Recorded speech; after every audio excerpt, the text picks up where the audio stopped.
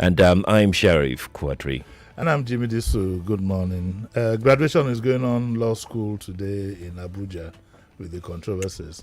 But I'd like to say, congratulations to... I have so many children. On the day I die, they will need to close down the Ankara factory. Tosin Olaoye, is a full-fledged lawyer. I just put a call through to her about 2 hours ago. Yeah. I wish her all the best. Correct. Congratulations to all. You wear Ankara now. That is not time for that conversation now. You cannot start that conversation. It can happen anytime. Leave that conversation to us. Let's start with the Punch newspaper, page 2. New Naira, customers, companies panic as CBN slashes withdrawal limits.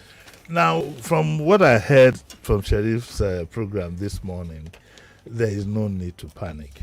There is no need to panic.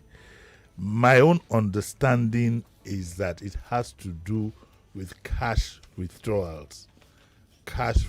So what does it mean? It means that when you want to make payments, you can use the POS, you can use electronic transfer or whatever. Now, if those two fail for any reasons at all, then you can get more cash, but at a premium, you have to pay something for it. I think the intention behind the law or behind the whatever this policy, I think the intention is noble, but the CBN might find that they have to tweak the part of it due to our circumstances. For example, in the rural areas, there's some areas that still might not be able to connect. There's some areas where our mamas in the markets and so on and so forth, some of them might not be inclined. Surely we must find another way, an added way. But the whole idea worldwide it's a worldwide policy. It's not peculiar to Nigeria. It's to discourage the use of cash. Apart from the difficulty in moving cash here and there, I remember those good old days when we used to go and buy cars at Berger, and you carry a big paper bag under your armpits, and you don't want anybody to know you're moving cash. We've been through all that. Some of us who lived in the cash era, we know what life can be. 5, 10, 15 million, you carry it in your armpit or in the boot. I got when Chief Fanika died, Chief Femi's dad, and I had to got some money from, from my papa just to go place the ad for them.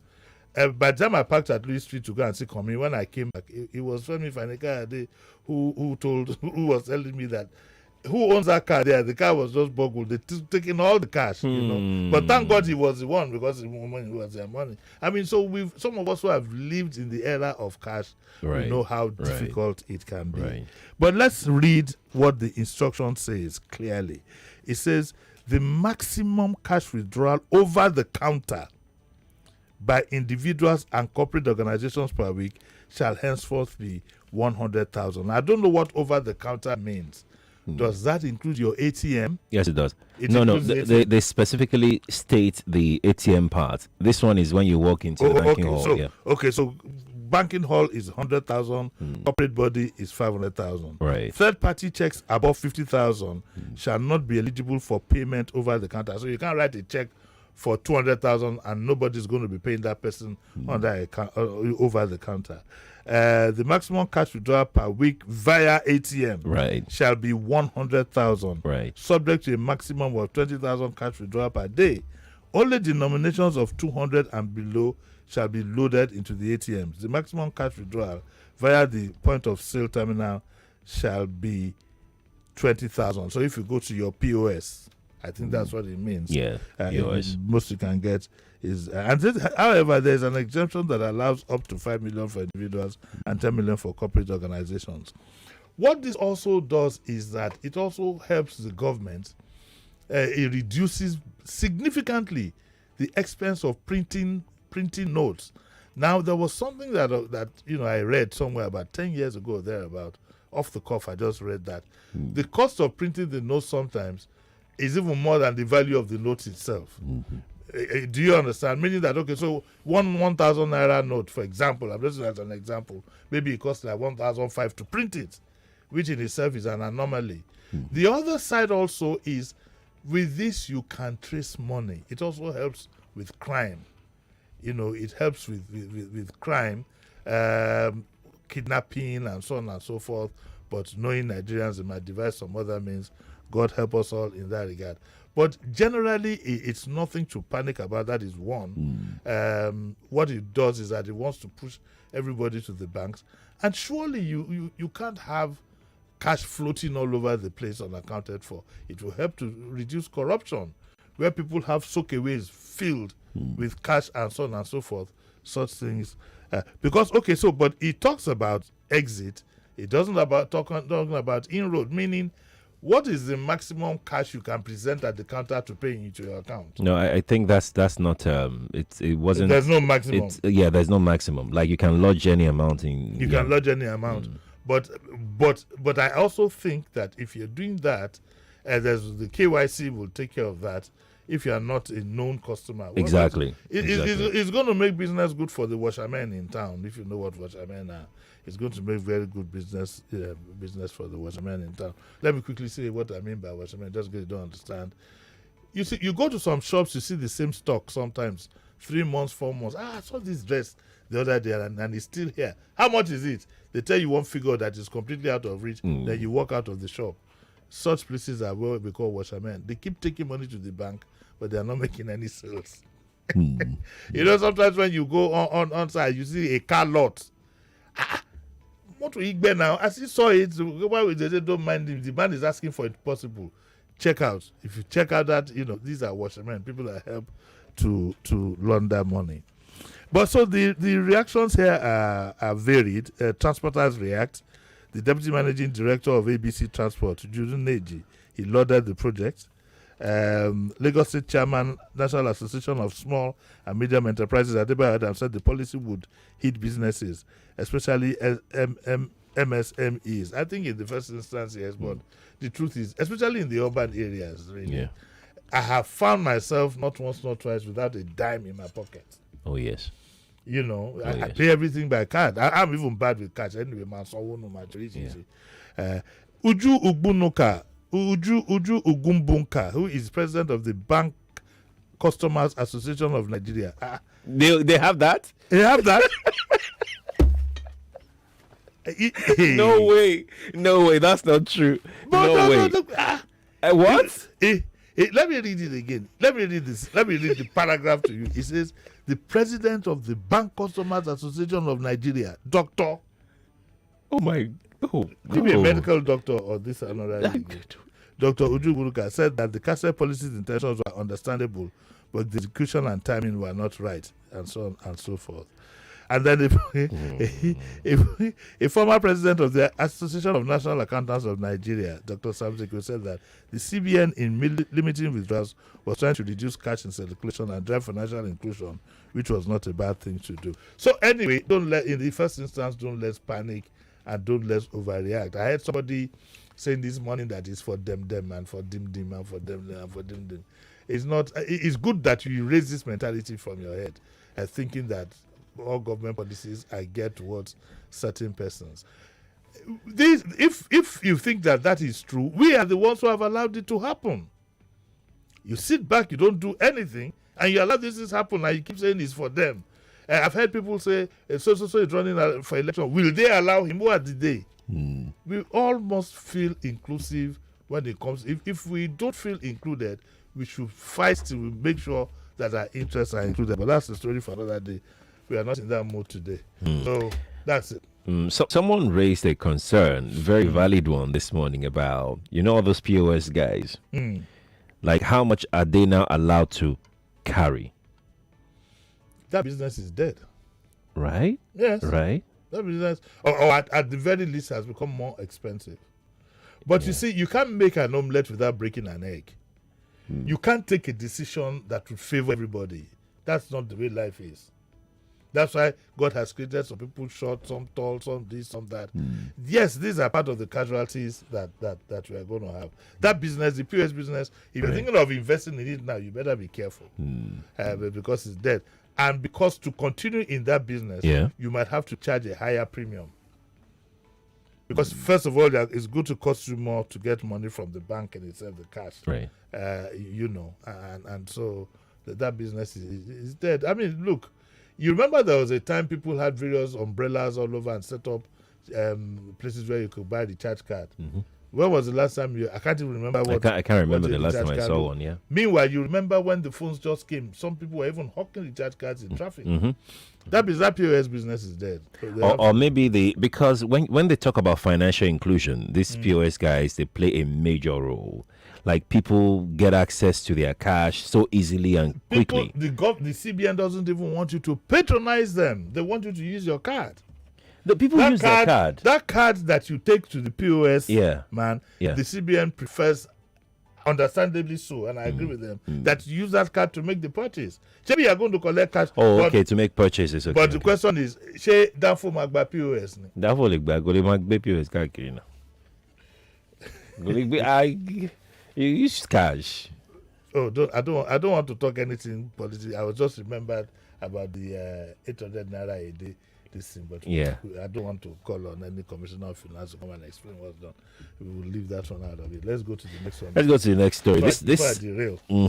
So this one is it's right here. The Punch Metro has a story here. To spread, soldier with fibroid tortured for attempting to resign. Oh wow. No. Now, the Public Relations Department of the Nigerian Army, we would appreciate if we get a response to this story, which is on the Punch. If you have not seen it, you better go note it down. Because the story here says that there's a soldier, Lance Corporal Philomena Nnamoko, who is begging the Nigerian Army to allow her discharge due to her health condition, one, and secondly, the maltreatment she received from her superior officers. And the Punch gathered that the 38-year-old widow who joined the army on August 2009 was attached to the 22 Support Engineering Regiment Intelligence Department, Ijebu-Ode. Her trouble began, we're reading here, in 2017 when she was diagnosed with fibroid and asked to leave the army because of her illness. The Enugu State, the request was turned down. Don't let me waste time on that. And she said, around that time, late evening, I was tying a wrapper on my chest and about to relieve myself in the toilet when I met a commanding officer in my camp. So I greeted him, but he complained that I did not greet him immediately and so on and so forth. He started beating me. I failed in the process with my wrapper off my body. Adi. The next day was transferred to Abeokuta, Ogun State, and I was advised to go there and lodge my complaint and so on. Anyway, look, the army should please look into this very, very quickly before it gets expanded.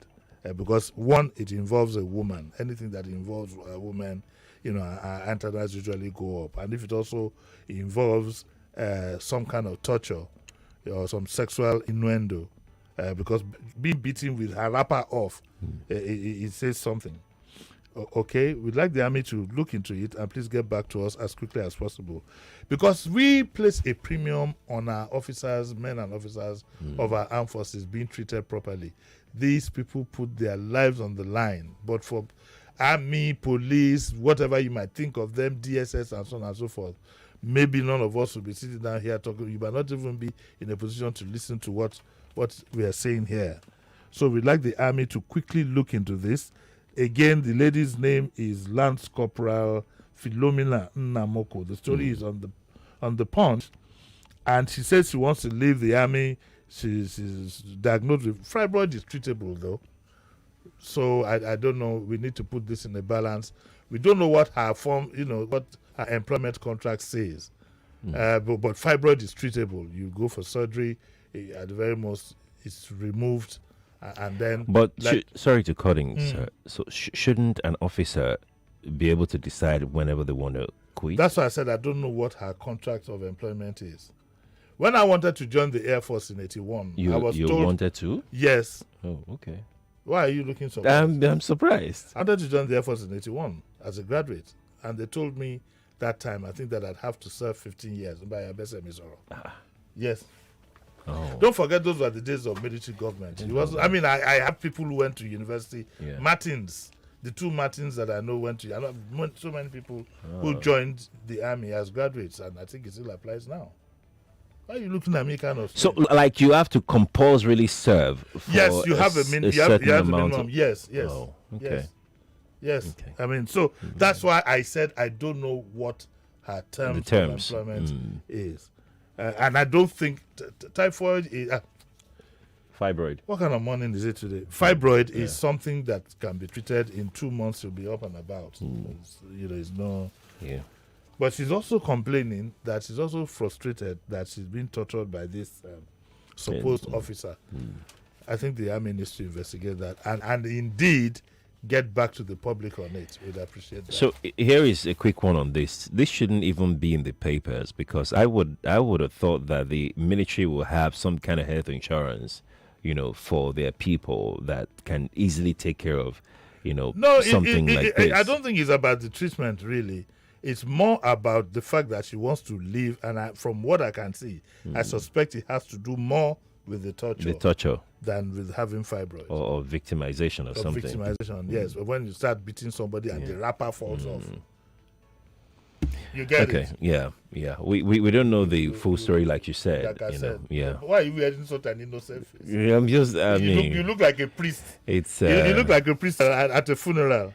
It's sad, really. It's honestly. I know it's sad. Honestly, it's sad. I mean, I feel for her. I really feel for her. Look, let's be very honest with ourselves. I'm glad she's standing up. All other women should stand up if you perceive or if you feel, that you're being harassed unduly. You must stand up for your rights at that point. But until then, let's let the army come back with a reaction so we know where to take it up. We'll see with a punch. No more white-collar jobs, NYSC tells core members. Is the truth.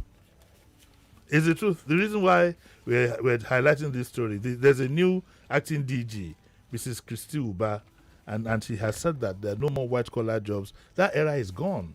The era when you leave university and you think you're going to work in a multinational and whatever, it's not likely to happen. So even the curriculum has to change. And that's why I'm happy that at least some of the private universities, they do teach this. I know Covenant does that, teach them how to survive, on what I would call self-employment, really. The days when you think that, okay, now I've finished, let me go and buy some ties and whatever. Yeah. In our days, it was easy. I mean, you were employed while you were still in school. You'd get scholarships, you were employed while you're laughing at me. You were employed while we were still in school. Life was so easy, but not anymore. And it is worldwide. It's not peculiar to now. It's worldwide. And we have science to thank for that. Half of the jobs now that are out there have been marginalized. They've been narrowed down. You're even lucky. In some other countries, it's robots that do most of these jobs now. Right. Like there are no factory jobs in some countries. It's all being done by robots. So the new phenomenon is to gear yourself towards self-employment. Right. I heard something about mania studies now in universities. What's mania studies?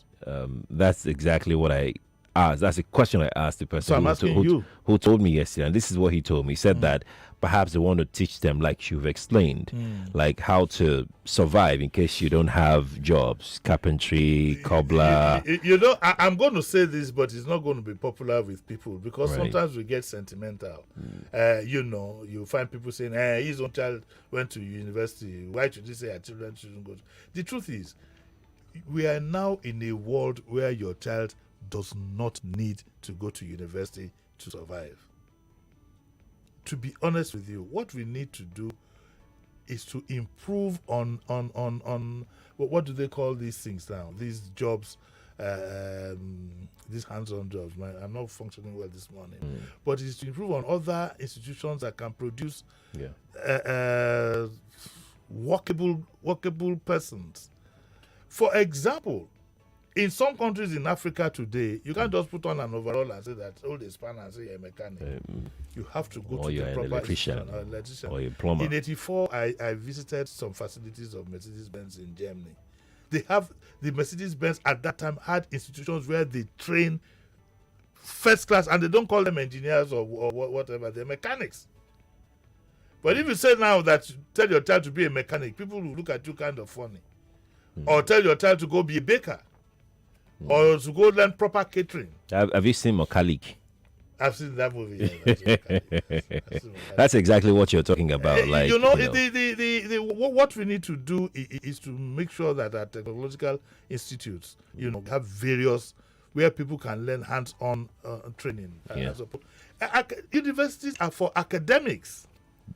I think I remember when we were in school, those who wanted to be professionals went to polytechnics, and those who wanted to be in academics went to universities. But social pressure, you now begin to match them in polytechnics, now give out degrees and so on and so forth.